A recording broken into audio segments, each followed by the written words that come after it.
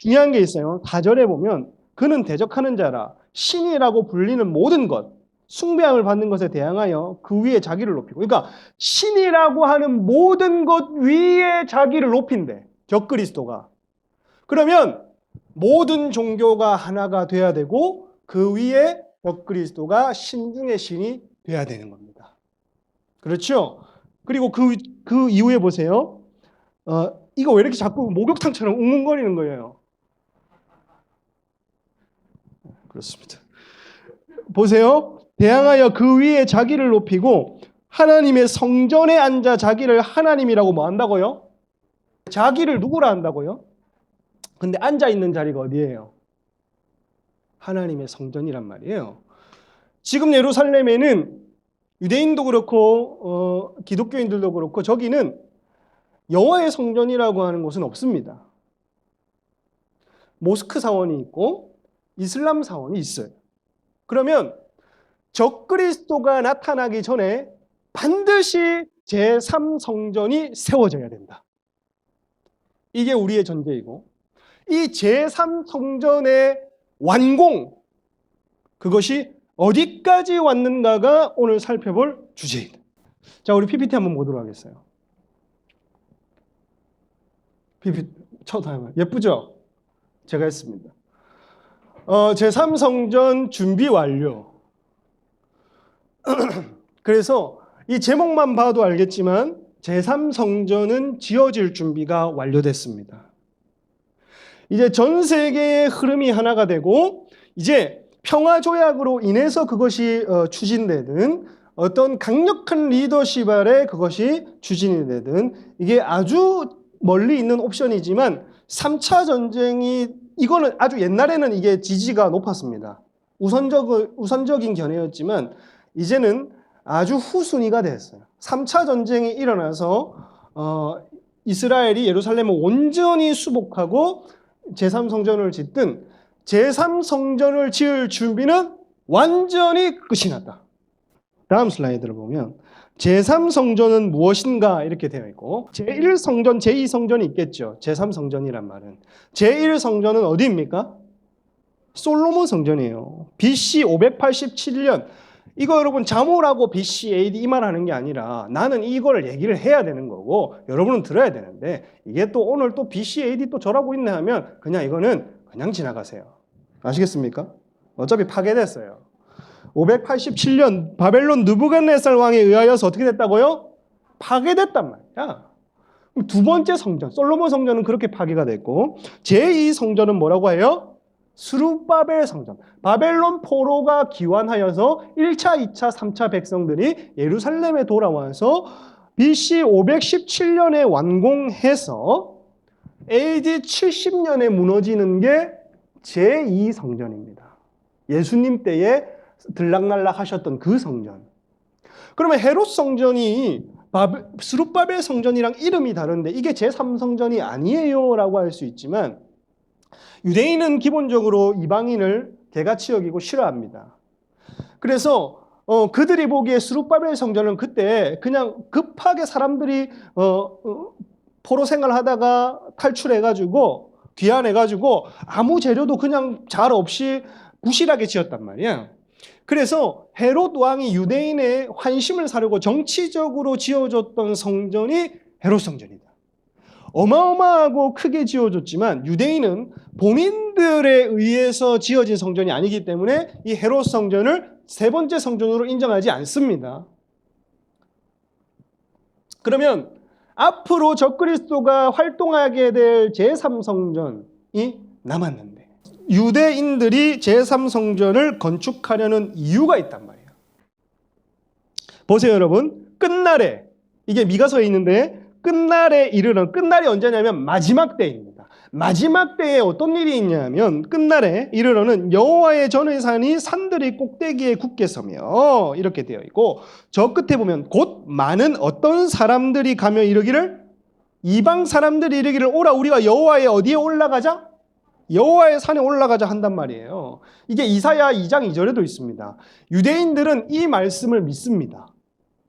지금 제3성전은 이스라엘 땅 가운데 없습니다. 세 번째 성전이.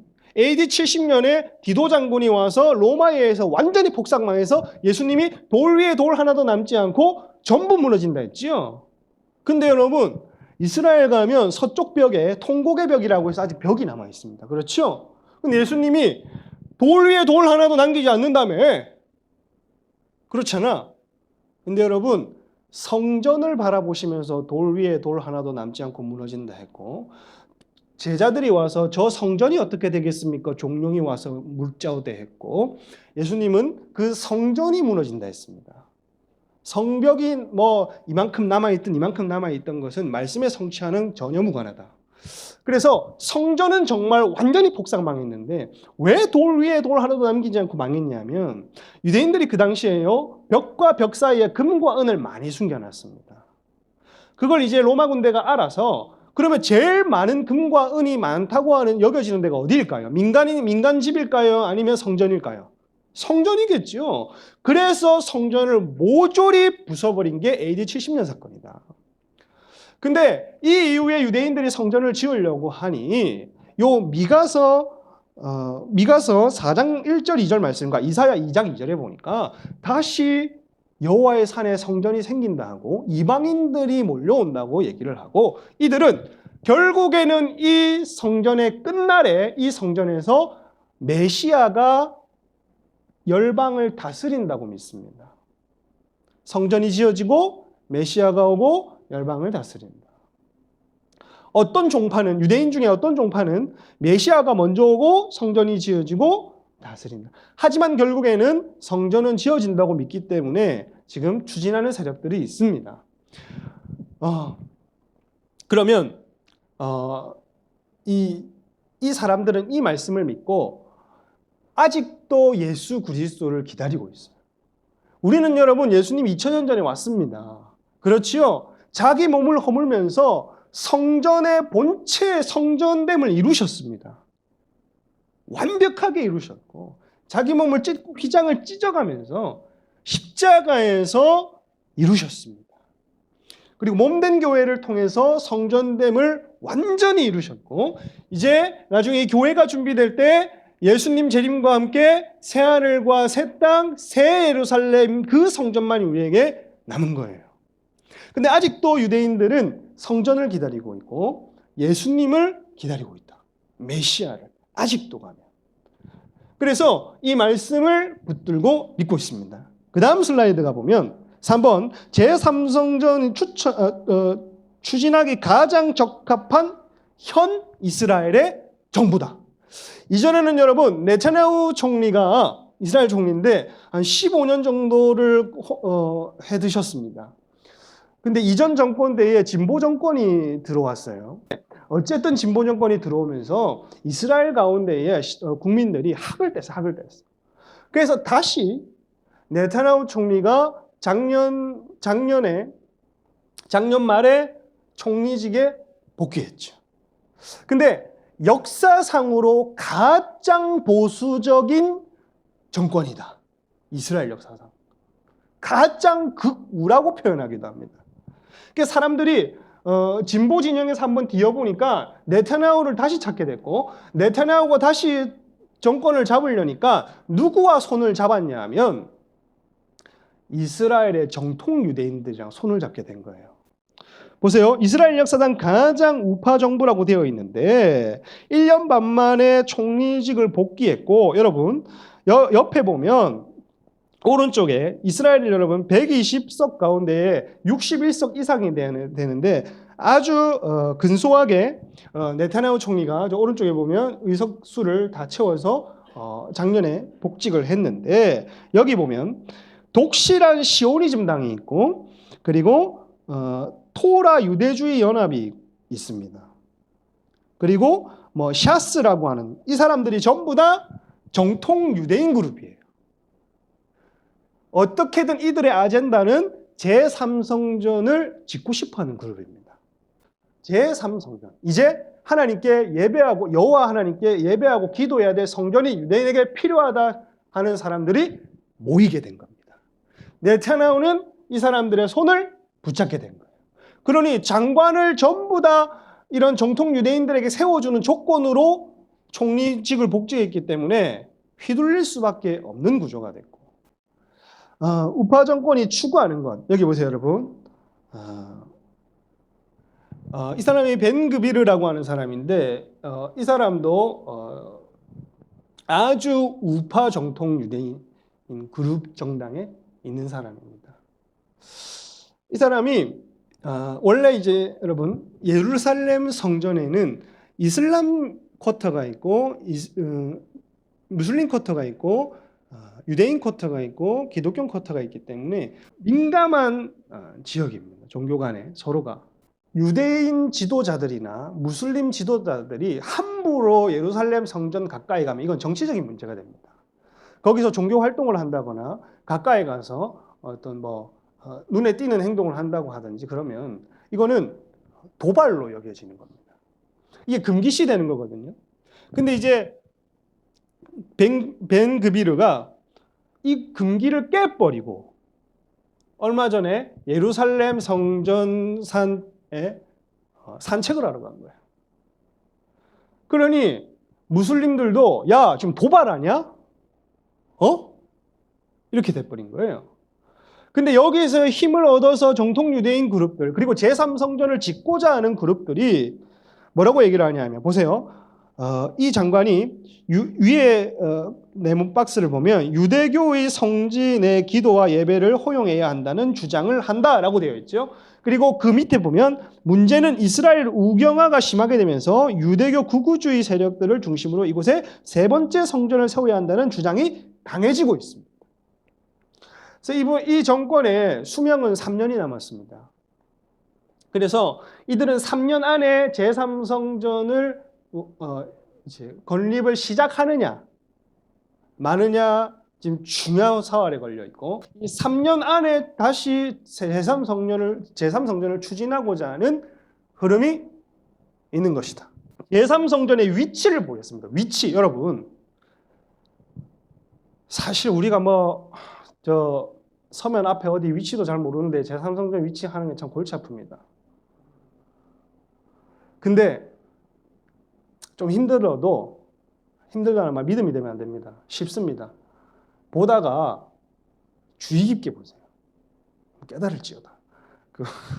위치가 중요하지는 않지만 이거는 그래도 설명을 해줘야 나중에 여러분들 이스라엘 갈 수도 있단 말이야. 제3성전의 위치를 한번 보도록 하겠습니다. 다음 슬라이드 볼까요? 여기 보면 여러분 템플 마운트라고 해서 저기가 모리아 산입니다. 아브라함이 이삭을 바쳤던 자리. 다윗이 오르난의 타작마당을 샀던 자리. 오르난의 타작마당을 사고 솔로몬이 다윗이 그곳을 정한 곳이라 해서 성전을 지었던 자리가 전통적으로 저 자리입니다. 지금 세 영역을 지금 나눠놨는데 A, B, C를 나눠놨죠. A는 바위돔이라고 하는 여러분이 흔히 아는 황금돔이라고 하는 예루살렘 딱 하면 저 사진이 뜨잖아. 황금돔. 저 자리가 이스라엘이 제3성전을 지을 터다라고 하는 학설이 A가 있습니다.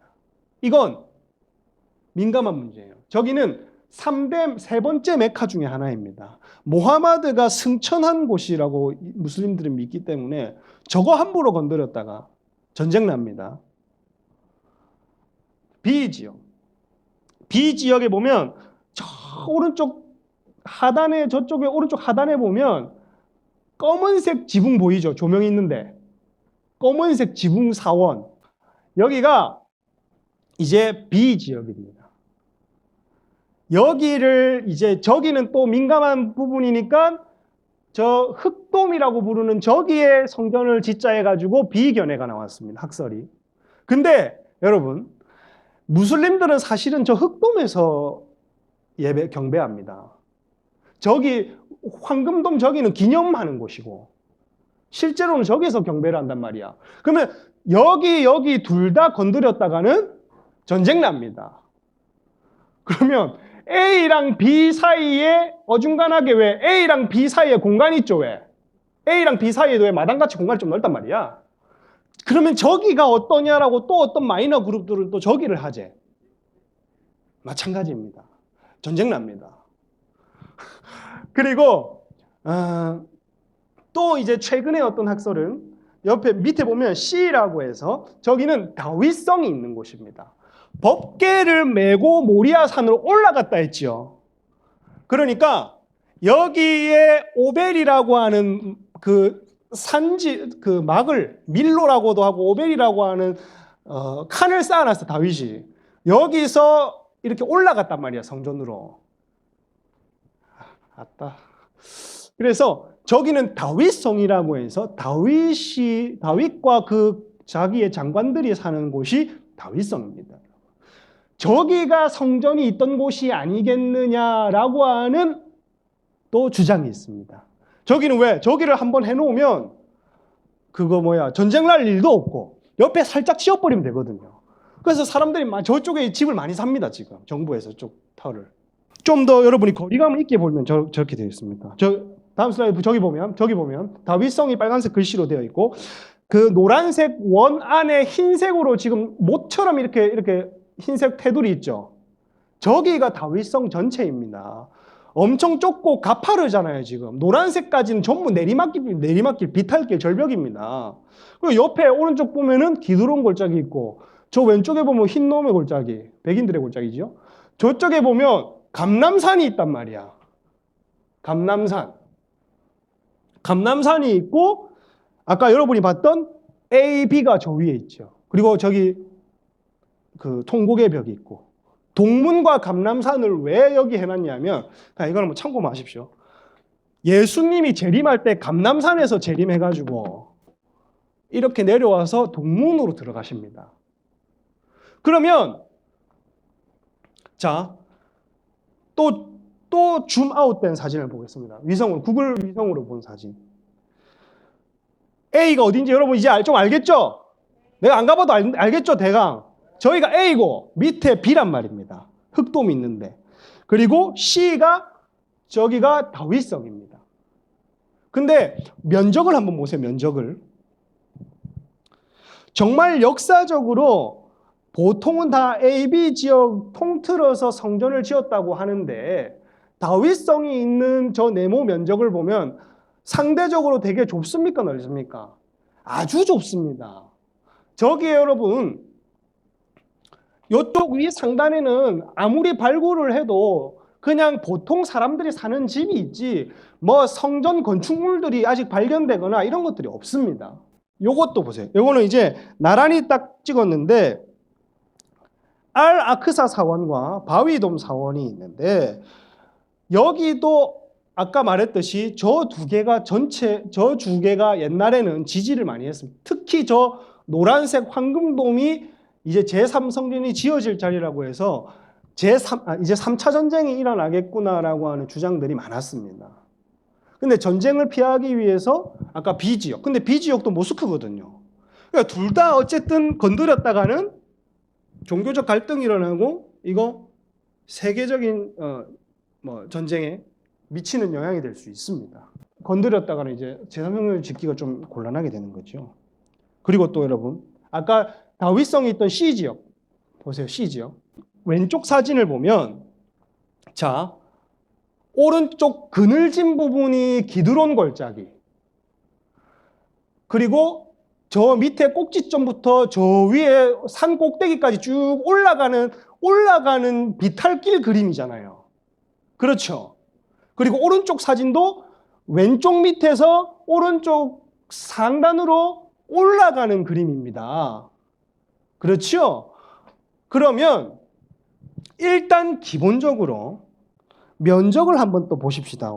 헤롯 성전을 지었다고 모형을 한번 설치해 봤습니다. 오른쪽 그림. 저게 여러분 그림이니까 저렇게 쉽게 설치를 할 수 있지. 실제 면적은 사람이 살 수 있는 면적은 여기입니다. 그러면 이게 건물을 지으면 무너질까요? 지지될까요? 무너집니다, 여러분.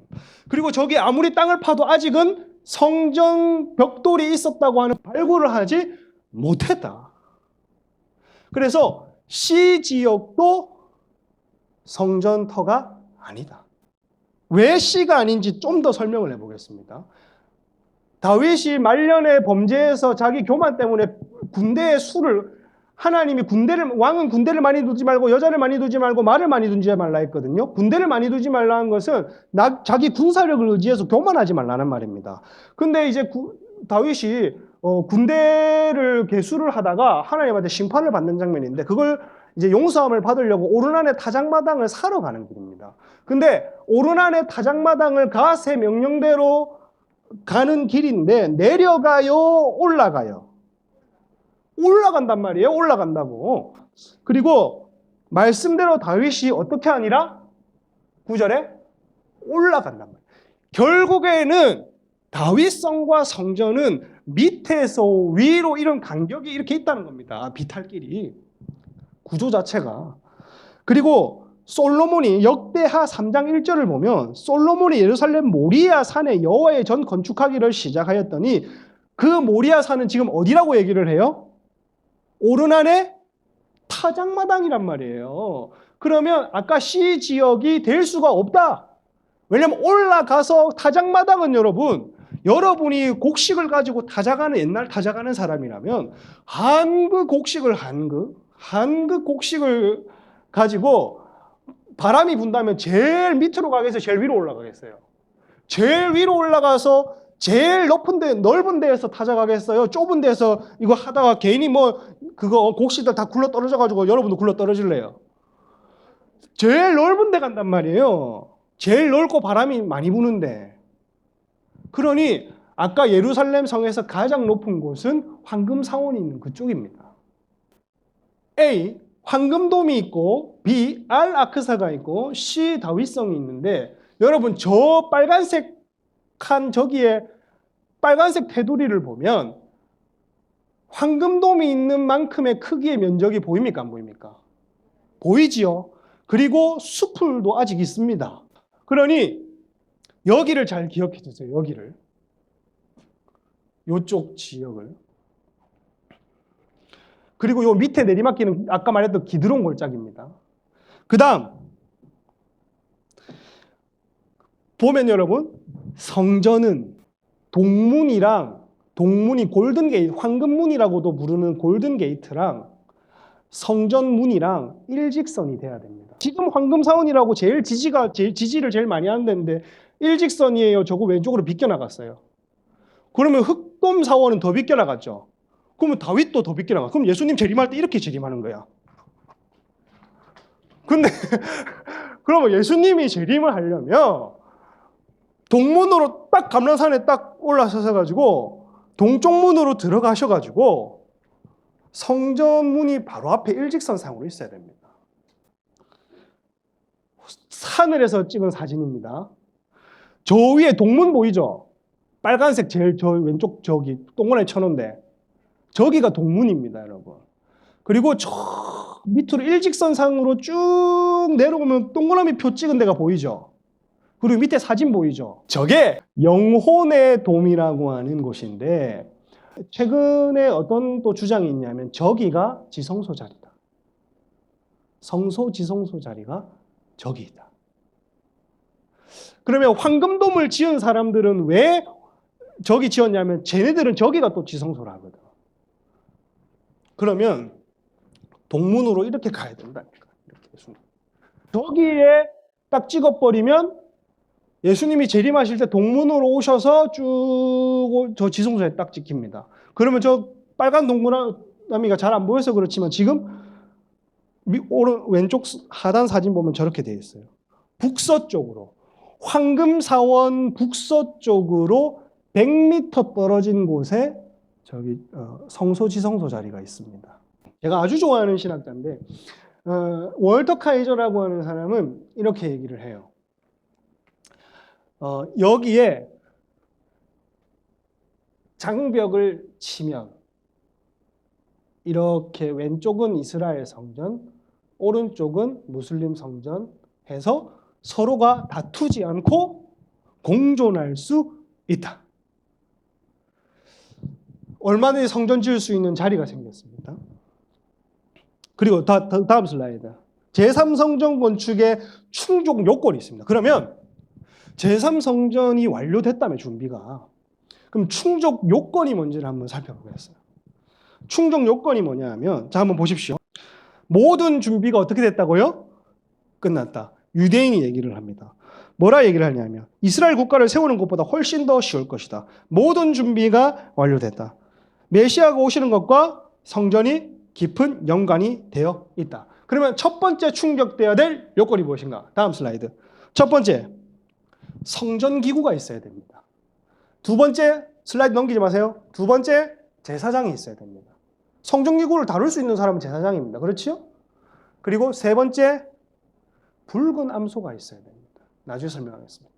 첫 번째, 성전 기구. 이미 여러분 이거 제가 20대 초반 때 제3성전 영화 다큐멘터리 나오면서 그때부터 이거 준비한다고 했고 이미 준비 다 됐습니다.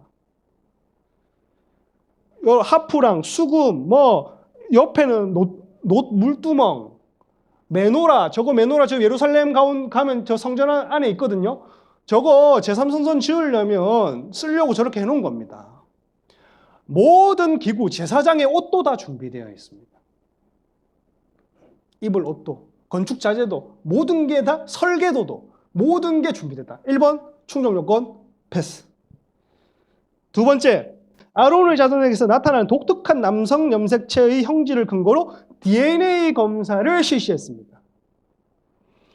그래서 그 중에 여기 성경에 보면 역대상 23장에 보면 다윗 당시에 24,000명은 여호와의 전에 사물을 받다 했는데 이게 제사장입니다. 24,000명이 제사장을 받고 재판관이 6,000명이었고 문지기가 4,000명이었고 예배하고 기도하는 사람이 4,000명이었대요. 그런데 보면 DNA 검사를 통해서 제사장 가문 사람으로 약 2만 명을 찾아서 지금 뭐 하고 있다고요? 훈련식 예시바 학교라고 하는 이스라엘 학교가 있는데 거기는 제사장들을 키우기 위해서 훈련하는 학교입니다. 그래서 전 세계에 있는 아론의 직계 후손이라고 할 수 있는 사람들의 DNA 조사를 해서 한 2만 명을 출연했다고 해요. 훈련시키고 있다. 근데 여러분 최근에는 보니까 시체도 가까이 하지 않은, 그리고 병원에서 안 태어난 사람, 그 정도로 거룩하게 구별해서 준비된 사람이 9명이 있대요. 그러면 성전 기구가 준비됐습니다. 성전 기물을 만질 수 있는 제사장이 준비됐습니다. 두 번째 조건 통과. 다음 세 번째, 이 붉은 암송아지가 중요한데 여러분, 붉은 암송아지가 구약 역사 가운데 9번만 나타났습니다. 9번 사용됐습니다. 이스라엘 사람들이 미시나에 보면 10번째는, 이제 마지막 한 번은 10번째는 메시아가 나타나서 붉은 암송아지, 메시아가 나타날 때쯤에 붉은 암송아지를 잡을 것이다. 붉은 암송아지가 2000년 동안 지금 안 나타났습니다. 근데 작년에 저 어디 텍사스에서 나타나. 텍사스에서 텍사스에서 5마리가 작년에 나타났단 말이야. 그래가지고 유대인들이 야, 뭔 텍사스냐 하고 가서 돋보기 들고 흰 털이 있는지 검은 털이 있는지 흠은 없는지 하나하나 정결한지 다 검사해가지고 5마리 데리고 왔어요. 5마리. 이 붉은 암송아지를 보면, 여러분 여기 성경을 보겠어요?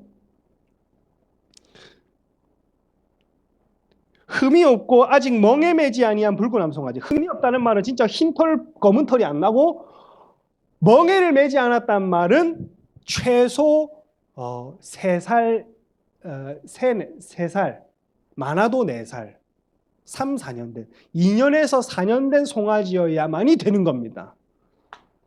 그 다음 밑에 보세요. 조건. 진영 밖으로 끌어내어서 잡아야 되는 건데, 이 붉은 암송아지의 잿물이 성전과 제사장을 깨끗하게 한다고 믿었습니다. 하지마, 아직 얘기 안 끝났는데 왜 그래? 내가 얘기를 하고 있단 말이야. 기록대로 대제사장과 기록 그리고 성전산을 정결하게 할 수 있다. 그러니 제사장과 성전산을 정결하게 할 수 있는 것은 붉은 암송아지를 태워서 그 잿물을 가지고 할 수 있다고 믿었는데 이게 솔로몬 때 한 번 쓰였고 그때가 딱 마지막 9번째였고 10번째는 안 나타났다가 작년에 데리고 와서 올해까지 지금까지 키웠는데 이제 이걸 제물로 바치기 위해서 1년 반 정도 남았습니다. 그러면 내년 2024년 6월절쯤 되면 이 붉은 암송아지를 잡을 수 있다.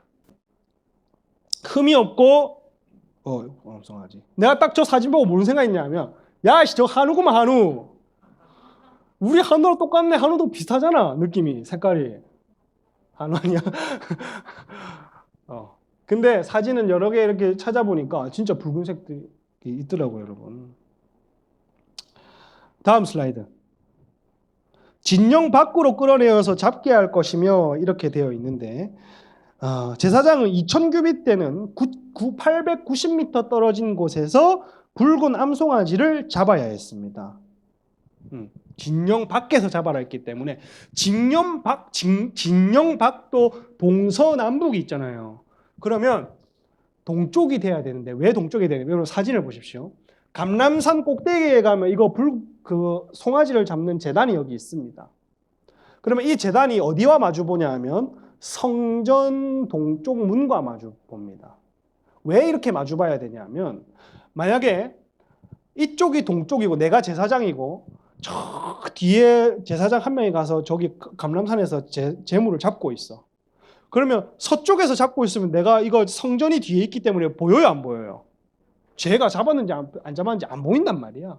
근데 성전을 기준으로 동쪽을 바라보고 있으면 감람산 꼭대기에 보고 있으면 아무리 벽이 높아도 제일 높은 데가 모리아산이기 때문에 감람산에서 잡고 있는지 안 잡고 있는지 보입니다. 서로 확인하기 위해서 동쪽 저 끝에 890m 떨어진 곳에서 잡도록 준비되어 있다. 저기 제일 오른쪽 사진도 보면 그렇게 되어 있죠. 성전이 있고 저렇게 감람산이 있을 것이다. 그러면 여러분 자 생각해 봅시다. 처음에 뭐가 준비됐냐면 아까 성전기물 준비됐습니다. 제사장도 준비됐습니다. 붉은 암송아지가 안 나타나서 이거 애를 썼는데 텍사스에서 나타났어. 붉은 암송아지 관해서 영상 하나 준비했는데 한번 볼까요? 5마리의 붉은 암송아지는 이스라엘에 공개되지 않은 안전한 장소에 있습니다. 소들은 곧 주님의 장막이 400년간 세워져 있었던 실로의 방문객 센터로 옮겨질 예정입니다. 민수기는 붉은 암송아지의 제가 성전에서 봉사하는 제사장의 정결의식에 사용된다고 설명하고 있습니다. 성경에 제사를 재현하기 위해 관리하고 있는 붉은 암송아지들은 1살 반에서 2살 사이입니다. 암소들은 최소 3살이어야 하고 흠이 없어야 합니다. 제사를 위해서는 그 어떤 결격 사유도 있어서는 안 됩니다. 하얀 털이나 검은 털이 한 가닥도 있어서는 안 됩니다. 붉은 암송아지와 관련된 의식은 올리브산에서 치러져야 하며 성전이 바로 보이는 장소여야 합니다. 12년 전에 확보된 이 땅은 2가지 기준에 맞습니다. It's had to be exactly at the front of place that the priest that made this ceremony can see the holy of the holy place. 이츠하크 마무 랍비는 제3성전 건립을 목표로 하는 우분의 예루살렘을 이끌고 있습니다. 그가 이 땅을 소유하고 있습니다. And we hope that in a year and a half from today, we can make here in this area the ceremony of the red heifer. That actually will be the first step to the temple. 마무 랍비는 죽은 것을 만져서 더럽혀지지 않은 제사장들이 필요하다고 말했습니다. The Temple Institute actually have 9 pure priests. They didn't born in hospital, okay? They born at home. Because they are priests, so anyway, they don't go to any cemetery. And they are pure. And they are waiting. So we have the priest, we have the red heifer, we have the land, and we have everything ready. We just need to wait another 1.5 years. 3가지 요건이 전부 충족됐습니다.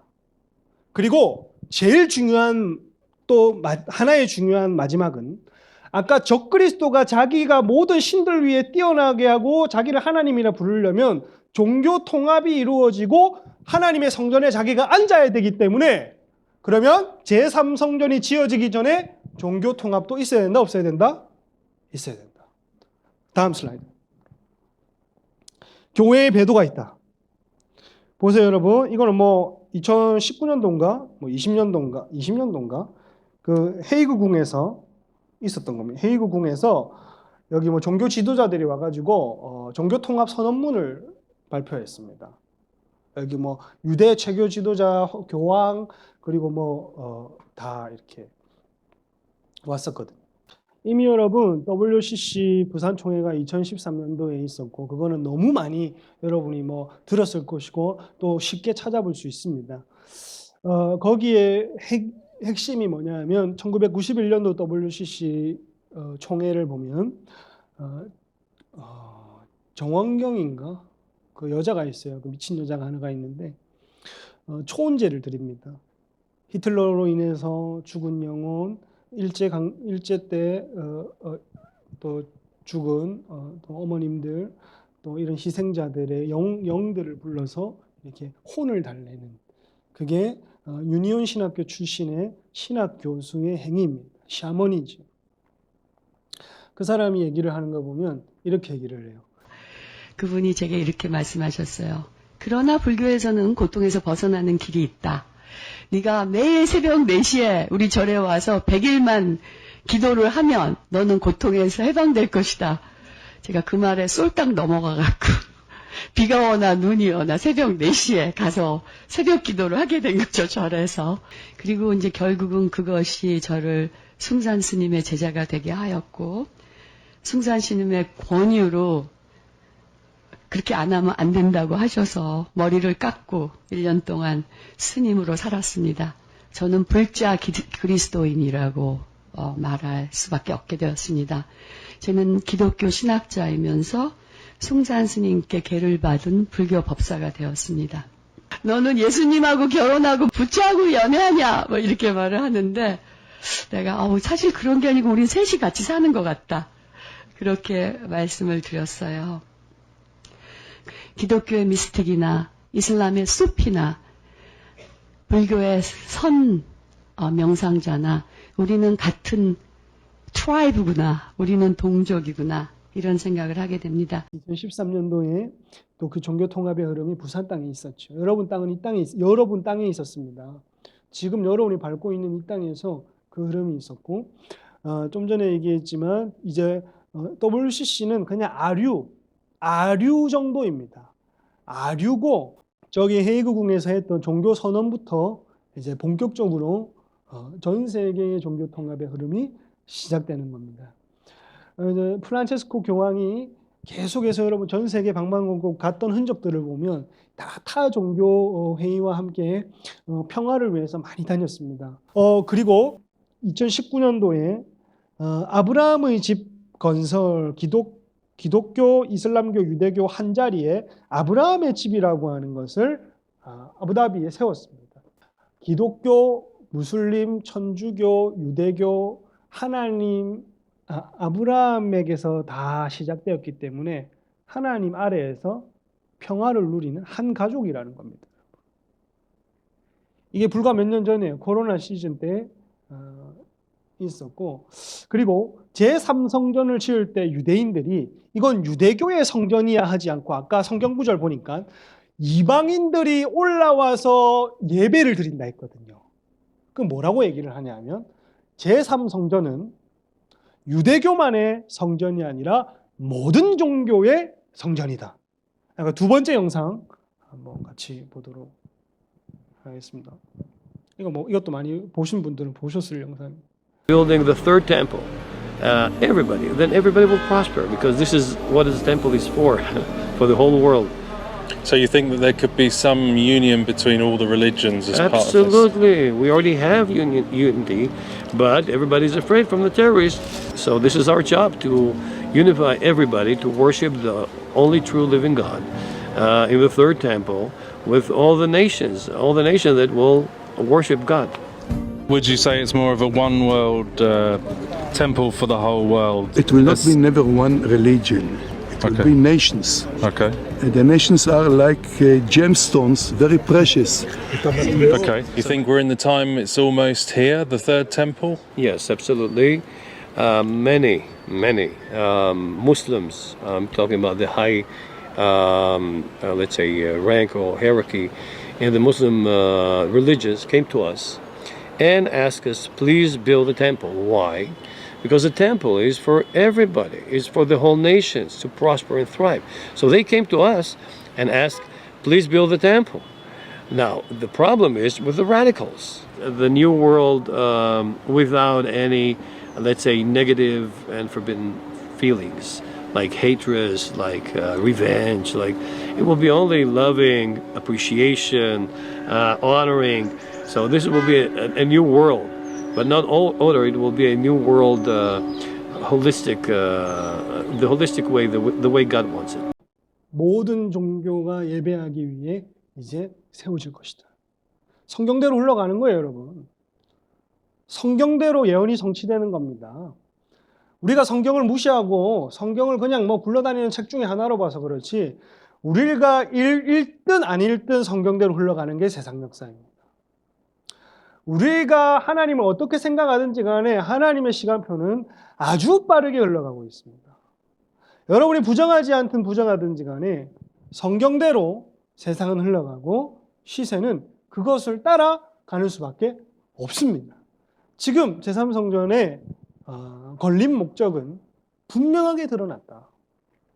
근데 이것이 몇 년 전부터 이미 완공 준비가 되었다고 하지만 지금 어디까지 왔냐고 했을 때에 제가 여러분들에게 줄 수 있었던 답은, 지금까지는 기구는 준비되었고 제사장은 있었지만 붉은 암송아지가 없어서 충족을 다 못하다가 내년 2024년 되면 이 붉은 암송아지를 유지만 한다면, 우리가 가서 막 잡아먹고 안 하면 어떤 놈이 그거 막 해쁘고 막 뭐 던져쁘고 막 흠있고 이래 안 하면, 잘만 유지를 하면 잡게 되는, 이제 자기들 이제 유월절 의식을 때 치룰 수 있다고 합니다. 그러면 지금까지는 준비되지 않았던 붉은 암송아지가 올해 내년에 준비되었다. 그리고 역사상 없었던 가장 성전 재건을 추진하고자 하는 정부가 출범했다. 3년. 그래서 이 3년 안에 정말 시행이 될 것인가? 그게 여러분 아주 민감하고 예민한 주제가 된 거예요.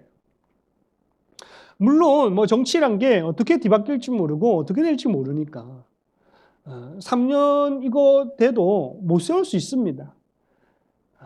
하지만 우리가 지금 마지막 때를 비춰서 어디까지 왔는지는 우리가 살펴보고 깨어 있어야 된다는 거예요.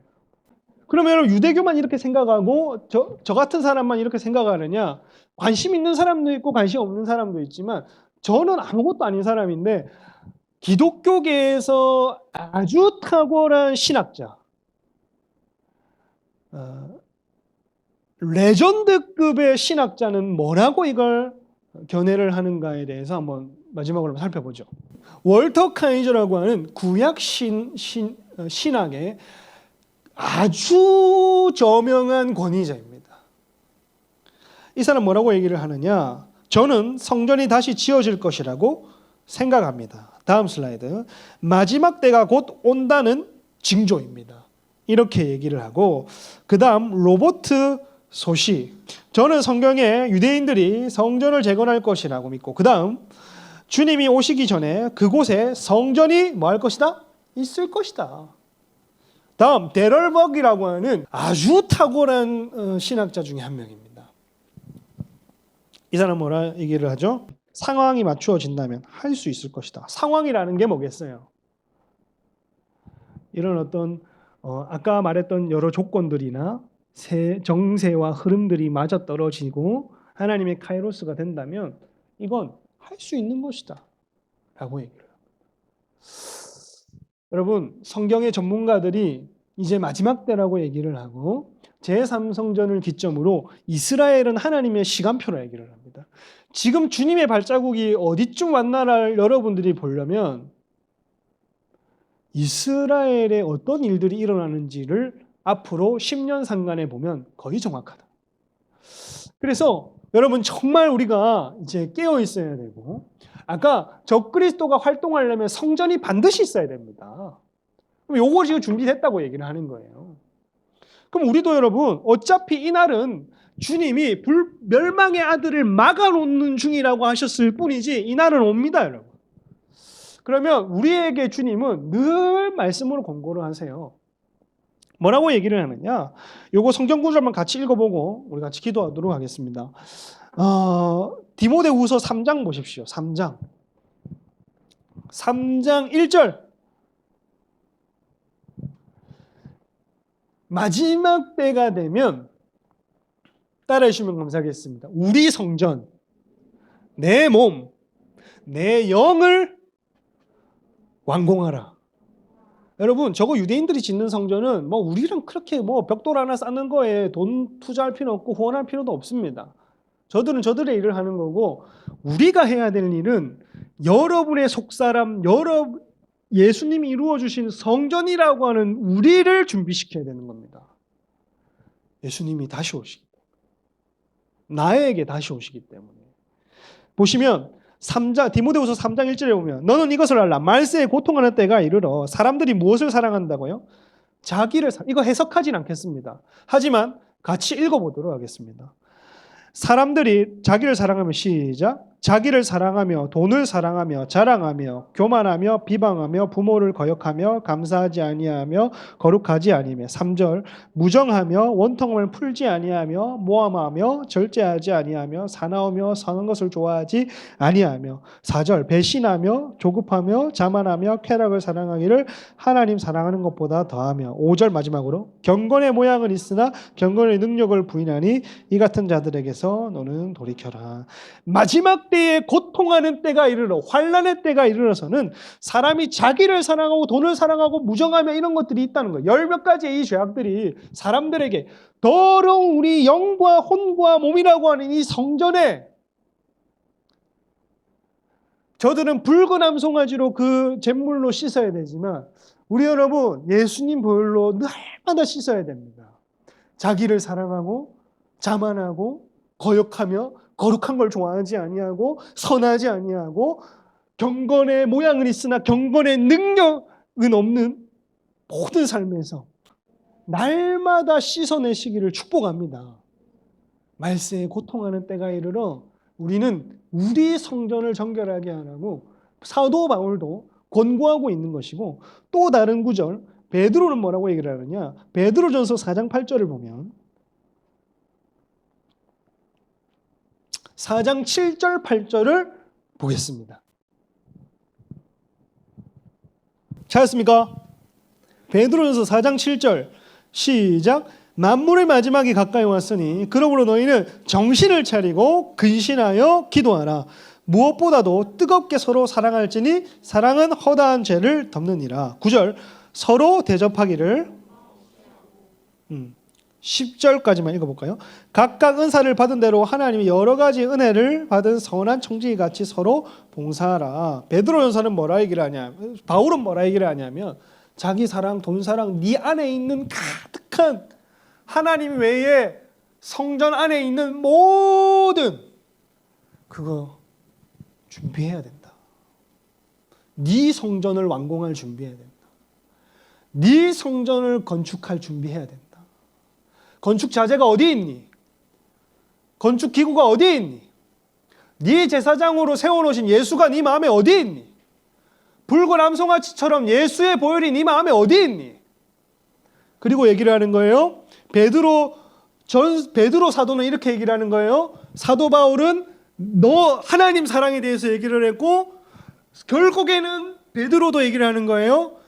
마지막 때에 마지막이 가까이 왔으니 너희는 정신을 차리라. 근신하여 기도하라. 무엇보다 뜨겁게 뭐라고요? 서로 사랑하라. 사랑은 허다한 죄를 덮는다. 이거 하고 마무리하겠습니다.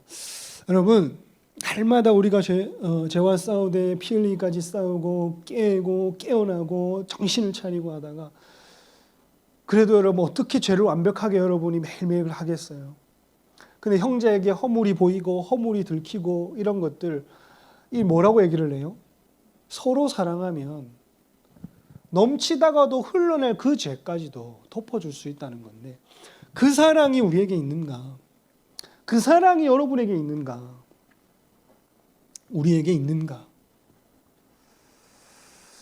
뜨겁게 서로 사랑하랍니다, 여러분. 마지막 때에는 혼자 신앙생활하는 거 아닙니다.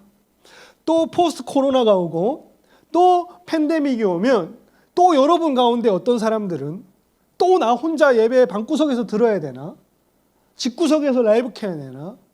뭐 이렇게 생각할 수 있고, 또 그런 시즌을 이제는 또 몇 년이 올지 모릅니다. 신앙생활은요, 개인이 하는 거 아닙니다, 여러분. 목숨 걸고 모이는 게 신앙생활이에요. 형제됨으로써 피폐해집니다. 이상한 데 빠져요. 그냥 유튜브, 저튜브 찾아다니다가 개인 예배 하다가 이거 버티기 쉽지 않습니다. 집에서 가정 예배 하지 않는 분들, 못 하시는 불신자 가정에서 나오시는 분들, 어떻게 혼자 있겠어요, 여러분? 나중에 또 환란이 오면. 이 교회가 가정교회로 모인다는 것은, 목장으로 모인다는 것은 모임을 위해 모이는 것보다 우선은 뜨겁게 서로 사랑을 하고 모이는 겁니다. 여러분, 각 목장에 사랑이 부어지시기를 축복합니다. 결국에는 서로 사랑해서 적그리스도를 이기는 거지, 나 혼자 대단하게 뭐 다윗도 물맷돌을 던졌잖아요. 아무리 던져보세요, 적그리스도 이기는지. 그때는 서로 사랑해야 이깁니다. 여러분과 저 가운데에 마지막 때를 준비하고 깨어나는 복이 있기를 주님의 이름으로 축복합니다.